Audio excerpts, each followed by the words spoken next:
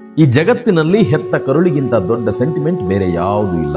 ಆದರೆ ಇವತ್ತಿನ ತುಂಬಾ ಜನ ಯುವಕರು ಅಪ್ಪ ಅಮ್ಮನನ್ನ ಕೇವಲ ಒಂದು ATM ಮಷೀನ್ ಅಂತ ಅನ್ಕೊಂಡಿದ್ದಾರೆ.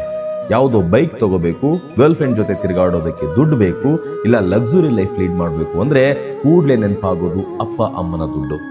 ನಮ್ಮಪ್ಪ ನನಗೇನು ಮಾಡಿಲ್ಲ ಕಣೋ, ಅವನಿಂದಾಗಿ ನನ್ನ ಲೈಫ್ ಹಾಳಾಗೋಯ್ತು ಅಂತ ಪೆಗ್ ಹಾಕ್ತಾ ದೂರ್ತಾ ಕೂರ್ತಿರ್ತೀರಲ್ಲ, ಶಟ್ ಯುವರ್ ಮೌತ್. ನಿಮ್ಮನ್ನ ಸಾಕಿ ನಿಮ್ಮ ಕಾಲ್ ಮೇಲೆ ನೀವು ನಿಲ್ಲುವಂತೆ ಮಾಡಿದಾರಲ್ಲ, ಅದೇ ಅವರು ನಿಮಗೆ ಕೊಟ್ಟಿರೋ ಅತಿ ದೊಡ್ಡ ಆಸ್ತಿ.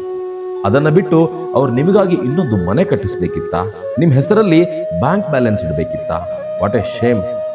ಸಿಂಹದ ಮರಿ ಯಾವತ್ತು ಬೇಟೆಯಾಡೋದನ್ನ ತನ್ನ ತಂದೆಯಿಂದ ಬೆಗ್ ಮಾಡಲ್ಲ. ಅದು ಕಾಡಿಗೆ ಇಳಿದು ಸ್ವಂತ ಶಕ್ತಿಯಿಂದ ಸಾಮ್ರಾಜ್ಯ ಕಟ್ಟುತ್ತೆ. ನಿಮ್ಮಲ್ಲಿ ಆ ತಾಕತ್ತಿದ್ರೆ, ನಿಮ್ಮಲ್ಲಿ ಆ ಯೋಗ್ಯತೆ ಇದ್ರೆ ಮೊದಲು ಸೋಂಬೇರಿತನ ಬಿಟ್ಟು ರೋಡಿಗಿಳೀರಿ.